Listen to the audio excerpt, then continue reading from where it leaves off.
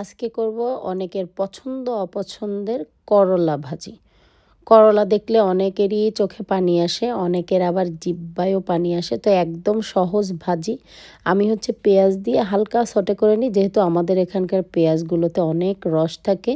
তারপরে করলা দেব, কাঁচামরিচ দেব, লবণ আর হালকা হলুদ, যাতে করলাটা একটু গ্লসি থাকে, একটু সবুজ বরণটা সে ধরে রাখতে পারে।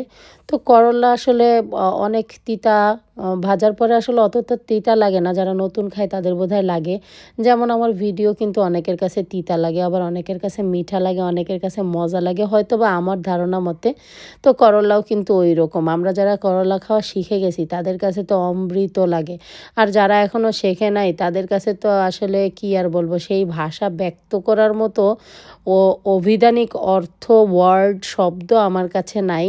যাই হোক, করলাটা দেখতেছেন যে আমি কিন্তু একদম সবুজ করে রাখার চেষ্টা করতেছি। তো হালকা সবুজের ভিতর একটু ব্রাউনি ব্রাউনি ভাব আসবে, একটু বেশি তেল দিয়ে ভাজতে হবে, তাহলেই হবে সুস্বাদু করলা ভাজি, সাথে হবে ধোয়া ওড়া গরম ভাত।